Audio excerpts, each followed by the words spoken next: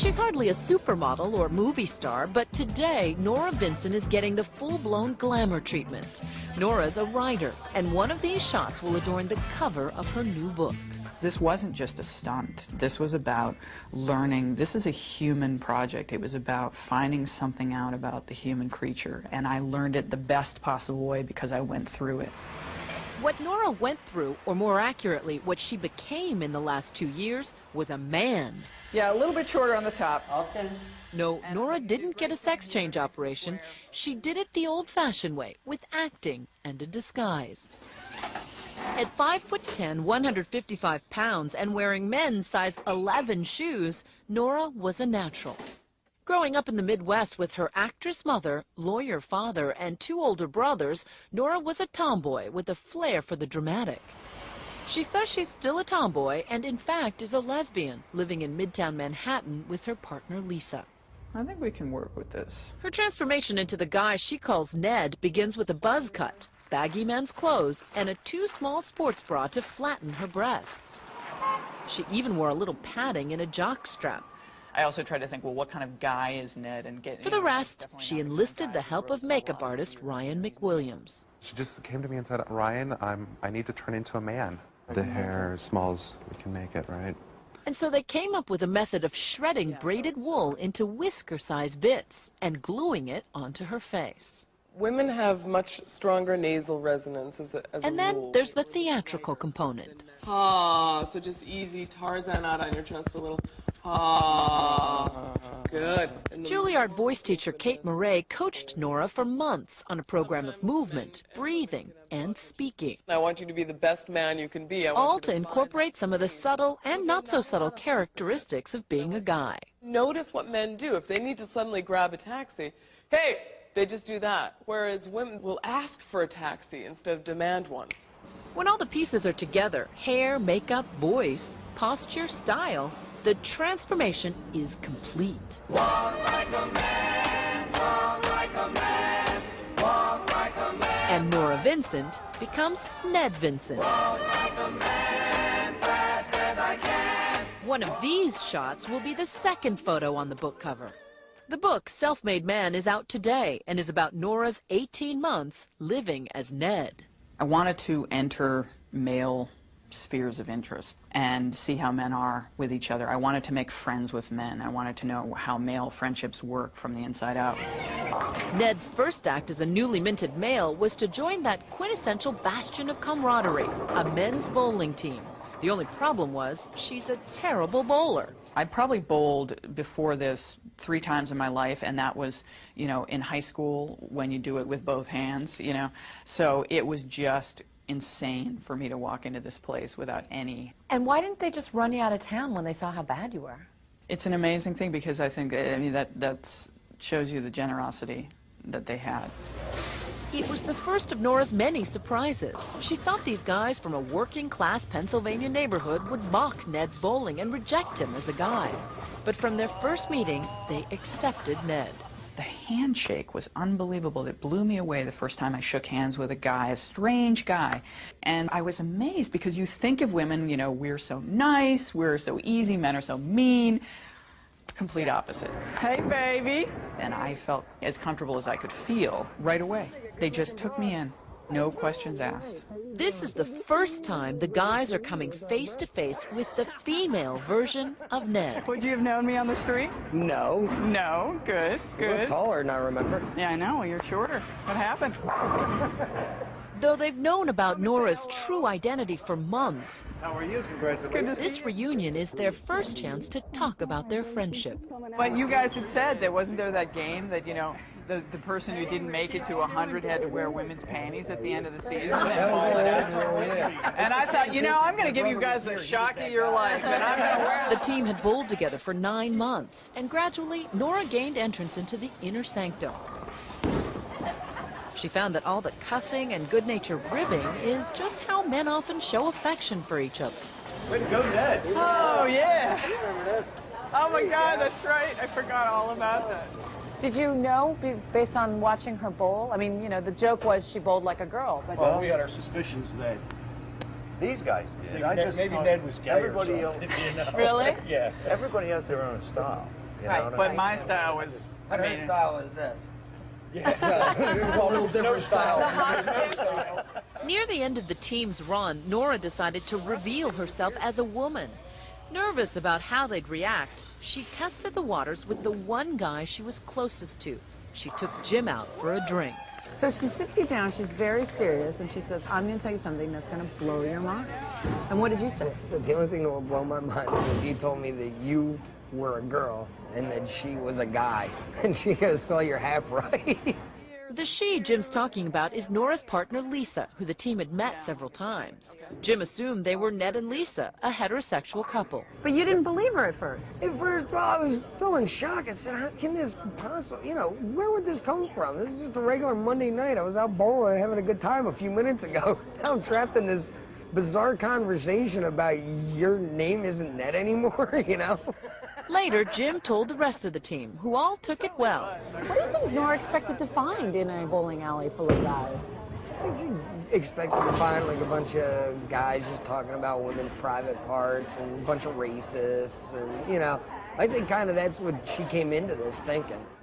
They really showed me up as being the one who was really judgmental, because they were the ones who took me in, not knowing anything about me. They were the ones who made me their friend, and, you know, no judgments attached. that's not like you. What's wrong? Nora and Jim became closer friends once he knew that he was a she. Now Jim was willing to speak more personally and openly, like about his wife's cancer. Nora came to see that between men, intimacy is sadly lacking. There's a tremendous potential for tenderness between men, and I'm not sure that it's always realized, and it's terribly sad. Cracking the mystery of a boys' night out is one thing, but what about the explicit world of a man's sexuality? I really ran smack up against the difference between male and female sexuality, is that female sexuality is mental. It's up here. And male sexuality is a bodily function. It's a necessity. You just have to do it. When we come back, Nora goes to strip clubs in the company of men as a man. Over the 18 months of venturing out in the world as a man, Nora Vincent guesses she put on Ned's whiskers and clothes about 150 times. After the bowling league, she was ready for love and sex.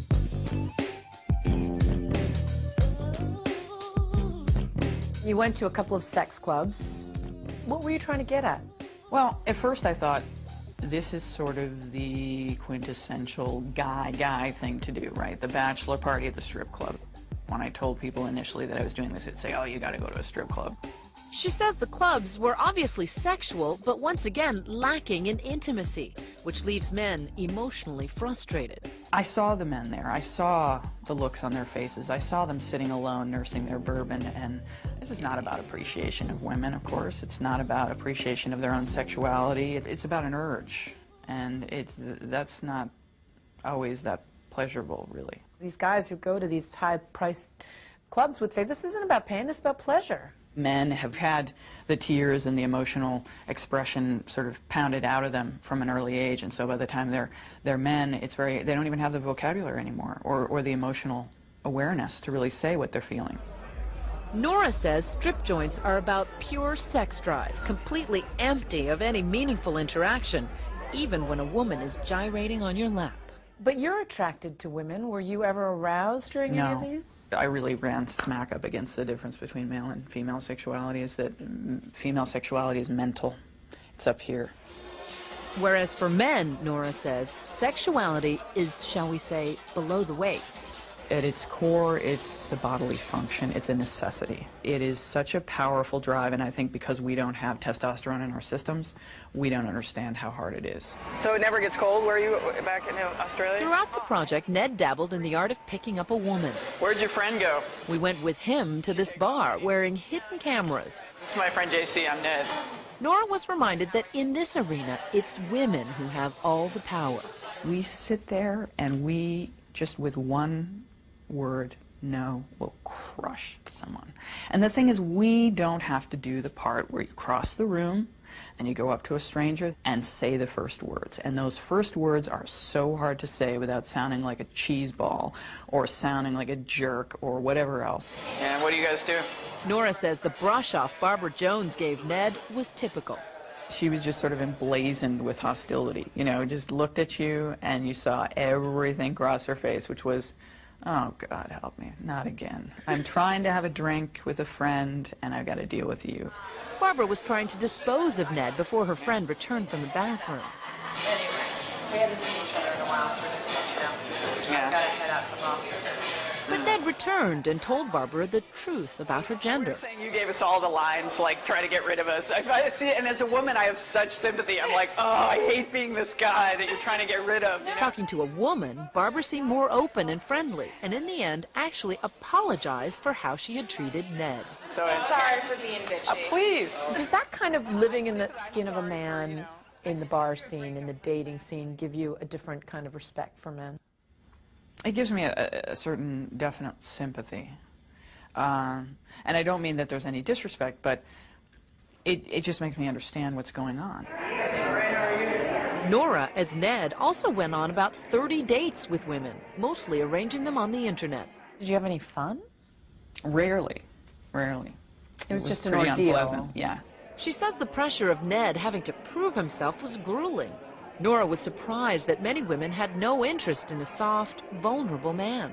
My prejudice was that the ideal man is a woman in a man's body. And I learned, no, that's really not. There are a lot of women out there who really want a manly man. Ultimately, Ned told most of his dates that he was Nora. Many of the women reacted angrily, but usually just for a little while. Some women wanted to continue the relationship. They remained interested in pursuing something further. You know, so whereas... Sexually. Yeah. And that was heterosexual women who, that's what I'm saying. It's all up here. Because they said, well, we connected. And, you know, there's something, I really like you and I don't care. How many guys would do that? That's the difference between male and female sexuality right there. Nora says she found differences not only in sexuality and intimacy, but in every walk of life. I'm in the market for a car, and... Take, for example, shopping for a new car. Going in as Nora, the sales pitch quickly becomes flirtatious. Any guy that gets in is going to feel like, okay, this girl's... I want to date this girl just for a car. Well, all right, well, I didn't say that. But going back to the same salesman as Ned, the tone was all business, and the talk was all about performance. They have a 3-liter Duratec V6 engine. And in the end, a personal touch for Nora the salesman would never have offered Ned. All right? Thank you You're so much. welcome. In Nora's final months as Ned, she upped the ante, infiltrating all male inner sanctums. But after 18 months of deception, she was unraveling, and the play acting at a men's wilderness encounter group would begin to scare her. One guy had chopped up a log pretending it was his wife. So I thought, great, you know, we're going to have axes and knives. So I was terrified. Having survived strip clubs, dating, and a bowling league, Nora Vincent wanted Ned's last days to be among men only, in private and intimate surroundings. Nora, a lapsed Catholic, thought the cloistered inner world of a monastery would be ideal. Ned managed to live for 3 weeks as a trainee. The monks, she says, were pious, smart men, but they were still men. What made it prototypically male? What do you mean by that? The breakdown in communication, the need, the desperate need for male intimacy and the lack of ability to give it, really painful. Nora says the monks were hostile to her feminine side. She says she was ostracized because of the monks' assumptions about her sexual orientation. Ned was really at the center of it because he was an effeminate man, and many of them thought I was gay. As one of them told me in confession, I said, I have something to confess to you. And he said, well, I think I know what it is. And I said, what? And he said, well, you're gay. And I said, well, yeah, but not in the way you think. Loneliness can't hide. Nora thought the perfect end to her 18-month saga was to join a men-only therapy group, a place where guys tried to bond and show their emotions instead of hiding them. They don't get to show the weakness. They don't get to show the affection, especially with each other. And so often all of their emotions are shown in rage. And they kept talking about their rage, often their rage toward women and what they would do physically and violently towards women. Right. A lot of this was blowing off steam. It's sort of talking about the things that need to be said that you know you would never do. I mean, you know, they would talk about fantasizing about chopping up their wives or something. It's not that they would ever do that, but it was a way to get out the blackest thoughts. He doesn't like doing that work, but he can't quit. Nora began to empathize with the fear and stress men feel for having to always be the strong provider. The therapy leader, psychologist John Guarnaschelli, saw Ned's shyness as typical of a newbie coming to brave the group. A lot of the guys spoke to me after the retreat and said, talking to him, I felt like I was talking to somebody feminine. Once again, some group members thought Ned was gay, but no one suspected he was a woman. After 8 sessions, the group went on a backcountry retreat, but Nora's 18 months of being an imposter was closing in on her. The pressure of being someone that you're not and being the fear of discovery and the deceit that it involves piles up and piles up. So by the time I got around to doing this men's group, it was really reaching critical mass. On the retreat, her fear became palpable. And I was out in the woods with a bunch of guys who have rage issues about women, and I was in drag. And I thought, oh, God, you know, what am I doing? Nora was unraveling. She felt guilty about lying, as though she should be punished. In the final ritual of the weekend, the men were to act out the problems unearthed at the retreat with a partner. And you asked that he harm you. Yeah, I did. At that point, I was starting to really kind of crack up. I was really... You were coming unglued. Yeah. So you were asking this guy to cut you? To cut me. So self-mutilation is very much a female thing, and I think it was my way of paying the penalty for what I felt I had done. Nora was not harmed physically, but she continued her emotional descent, and a week later checked into a hospital with severe depression. Identity, she concluded, was not something to play around with. When you mess around with that, you really mess around with something that you need that helps you to function. And I found out that gender lives in your brain, and it's something much more than costume. And I really learned that the hard way. Nora says she's healed now and glad to be rid of Ned, but her views about men have changed forever. Men are suffering. They have different problems than women have, but they don't have it better. They need our sympathy, they need our love, and they need each other more than anything else. They need to be together. Do you think women understand what it's like to be a man? Not at all. No clue. No idea. John Guarnaschelli thinks Nora's conclusions that men are just as emotionally vulnerable as women are important and will be taken seriously because they came from a woman. I said to her, this is going to be revolutionary, because it's been looked at as though men were the perpetrators and women were the victims. This is not And now, one last identity switch. Guarnaschelli has never come face to face with the real Nora. Hi, John. I'm Nora. Hi. Wow. Bruce teaches, so we can never come to the meetings. So. And both John and Nora are happy she is a she. The irony is not lost on Nora that it took a trip into manhood to help her appreciate her own femininity. I'm so much closer to myself than I ever was, that I really like me. I really like being me, and I really like being a woman. Did you like being a woman before Ned? I did, but I like it more now, because I think it's more of a privilege. That's perfect, right there. That's awesome like that. Nice.